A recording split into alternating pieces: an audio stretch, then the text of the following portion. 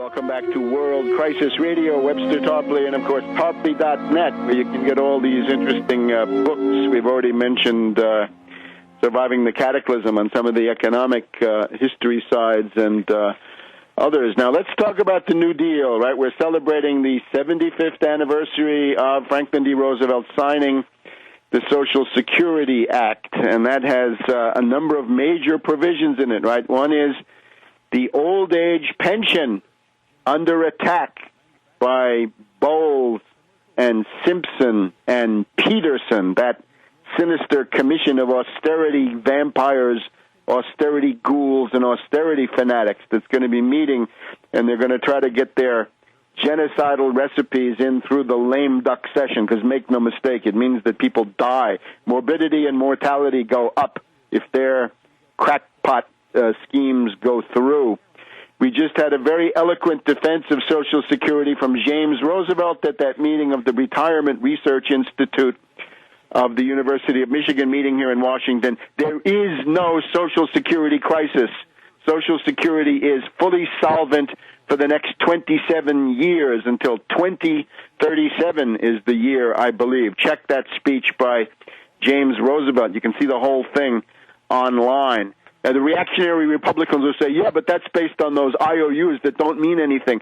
Those IOUs, dear reactionary friends, are United States Treasury securities. That's the safest security in the world, unless you let the reactionary Republicans take over the government. And then, as the unlamented Peter Schiff said, we want to have a default. They want the United States government to default. Schiff has now been dispatched by the voters. He let the cat out of the bag. He wanted a U.S. government default. That would be a catastrophe for the average citizen. And remember that when Newt Gingrich got in there with his friend Domenici, and they were being advised by Soros and Druckenmiller back in 1995, they were happy to accept a U.S. government default as a means of limiting the ability of the government to borrow and limiting government spending. In other words, they were willing to cut their own throats to spite their faces. They were willing to cut their jugular veins in order to spite their own noses. They were eager to do it. So there is no crisis in the Social Security system. The fear-mongering by these reactionary cockroaches is such that they're trying to convince younger people that it won't be there. Well, it'll be there. It'll be there, first of all, if you maintain the solvency of the U.S. government, which is fairly easy to do, using New Deal methods of the kind that I display on my website, my 5-point program, which is, I think, the gold standard in terms of a program to get yourself out of a depression, an economic recovery program. The lessons of the New Deal, and including the mistakes of the New Deal, incorporated in there as positive indications for what to do. The old age pensions are going to be fine. Why not remove the cap on the payroll tax so that the rich earning millions of dollars in wages, if there are any such left, they can simply pay the same payroll tax that you pay. Why should rich people get tax breaks because they earn more? And it's really a regressive taxation, right? Because it falls mostly on the lower ranks of the wage earners. So the Social Security old age pension is going to be fine. And here's my proposal. Increase the benefits. Don't just maintain the benefits. Increase the benefits. You pick up any paper today, you're going to find stories about how the defined benefit pensions are a thing of the past. There are companies now that are going bankrupt, and in the process of bankruptcy, with the help of corrupt courts, these nefarious wage-gouging, union-busting companies that are now going bankrupt or reorganizing under Chapter 11, they are attempting to cut their pension obligations, meaning that people who have paid into those private corporate pensions all their lives will get nothing.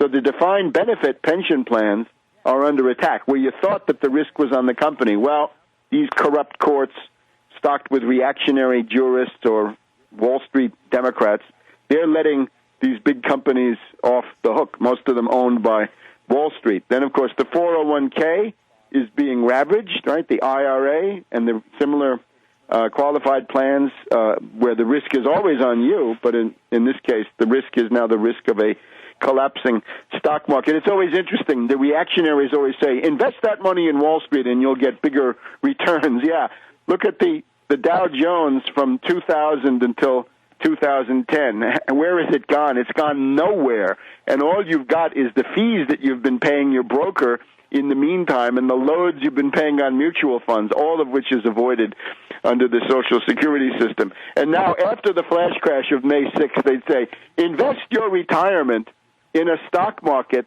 that can go down 1,000 points in 10 minutes. It can lose 10% of its value in 10 minutes, and you're supposed to bet your retirement on that. It's a market where two-thirds of the turnover is now flash trading, high-frequency trading, and super-rapid program trading. Two-thirds, 70% of all transactions are done by these arbitrage computers that are trying to eke out these tiny gains. Now, I would point out in passing that flash crash of May 6th, when we put that together with the May 11th peak in short contracts against the euro, about 114,000 short contracts against the euro, that flash crash may have been a bear raid against the euro that boomeranged.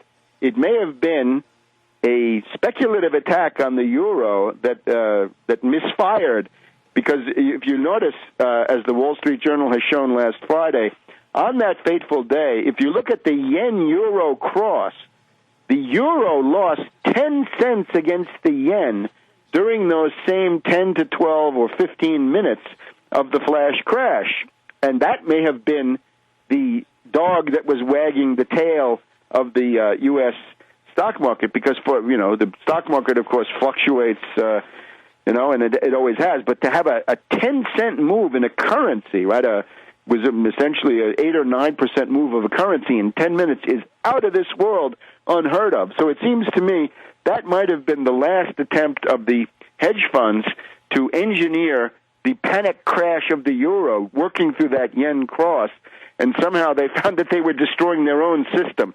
And that may be what they found this past Wednesday, that you can indeed drive the euro down, but if you do it, you're also going to be driving down your New York stock market and everything with it. That's the Dow-dollar trade-off. Dow up, dollar down, dollar up, Dow down, and that's what we found. So the attack on the euro going nowhere. But for Social Security, it's old age pensions and it's unemployment insurance, which is, look at this, the other provision of the Social Security Act of 1935, the jobless benefits that you have paid into, also under attack by these same foaming, wage-gouging, union-busting, reactionary Republicans, the Roosevelt haters, the eternal Roosevelt haters that go back to Hoover and Alf Landon and the rest of these creatures.